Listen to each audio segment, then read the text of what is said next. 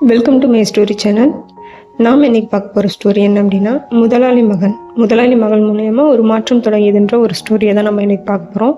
நம்மளுடைய சேனலில் அவள் ஒரு தொடர்கதை, இன்னும் நிறைய மோட்டிவேஷனல் ஸ்டோரிஸ், லவ் ஸ்டோரிஸ்லாம் போட்டுட்ருக்கோம். மறக்காமல் வாட்ச் பண்ணுங்கள். நம்மளுடைய சேனல் உங்களுக்கு பிடிச்சிருந்ததுன்னா லைக் பண்ணுங்கள், கமெண்ட் பண்ணுங்கள், சப்ஸ்கிரைப் பண்ணுங்கள். வாங்க வீடியோக்குள்ளே போகலாம். கதாபாத்திரங்கள் பார்த்துடலாம்.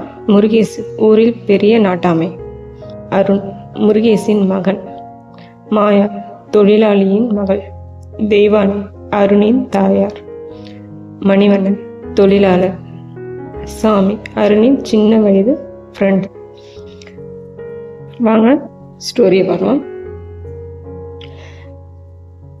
இதை கதையை சுருக்கமாக ஃபஸ்ட்டு பார்த்துருவோம். முருகேசு முதலாளி ஊரில் பல தொழிலாளர்களை வேலைக்கு வைத்து கட்டிடத் தொழிலில் வளர்ந்த பெரிய செல்வந்தர்.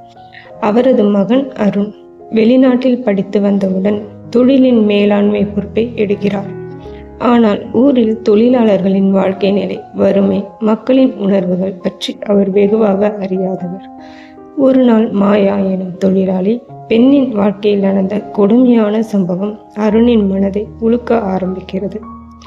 அவர் ஊரில் இருந்து கிளம்பியது வாழ்க்கை மாற்றம் ஏற்படுகிறது. அருண் தன் தந்தையின் வியாபார முறைகளில் உள்ள தவறுகளை உணர்கிறார்.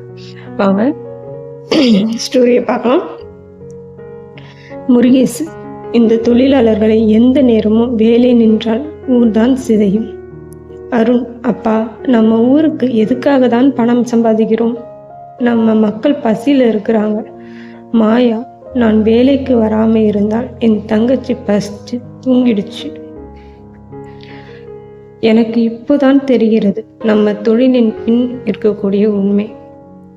மாயாவின் வீடு மண் அடுக்கில் கட்டிய சிறு தாழ்வான அறை. அருண் மாயாவின் வீட்டிற்குள் மெதுவாக நுழைகிறான். சின்ன குழந்தை தூக்கத்தில் நடுக்கமாய் வீழ்ந்து கிடக்கிறது. மாயா வருத்தத்தில் நடுங்கிறாள். அருண் கண்ணீர் நுழைந்த குரலில், மாயா, இதுதான் உங்கள் வாழ்க்கையா? நீ என்னை பார்த்து எப்போதும் நச்சு முறுவலாக இருந்தேன். இவ்வளவு துன்பம் உன்னிடம் இருந்ததென்று எனக்கு தெரியவில்லை. மாயா தளர்ந்த குரலில், எல்லாருக்கும் நம்ம துயரம் சொல்ல முடியாது ஐயா. ஆனால் என் தங்கச்சி பசிச்சுட்டு சூரியன் வேகத்தில் எழுந்ததெல்லாம் பார்த்தால் என்ன ஒரு சக்தி கேட்குது. நான் சும்மா நின்றால் என்னுடைய படிப்பு, பணம் எல்லாம் வீணா போயிடும். இனிமேல் இப்படி இருக்கக்கூடாது என்று நினைத்தான் அருண்.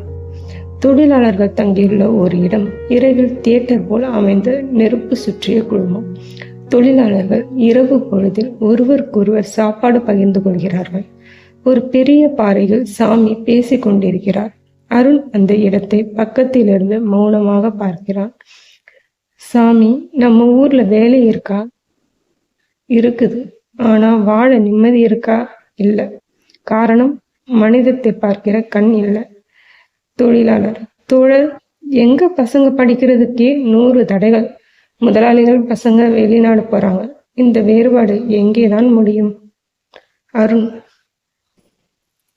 தன்னிடம் மௌனமாக, என் வாழ்க்கை இந்த இழப்புகளுக்கு மேல் கட்டப்பட்டதா? என் குடும்பம் வளர்ந்தது இவர்களின் பசியால் தானா? மணிவண்ணன், நீங்க செல்வந்தன், ஆனா நாங்கள் இன்னும் 3 வேளை சாப்பாடு இல்லாம வாழ்கிறோம்.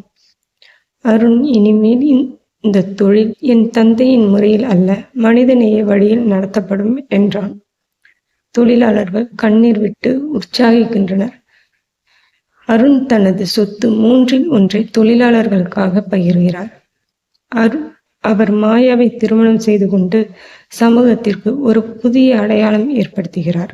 முருகேசுவும் தனது தவறை உணர்கிறார். செல்வம் வளர்க்கிறவன் முதலாளி அல்ல, வாழ்வை வளர்க்கிறவன் தான் முதலாளி.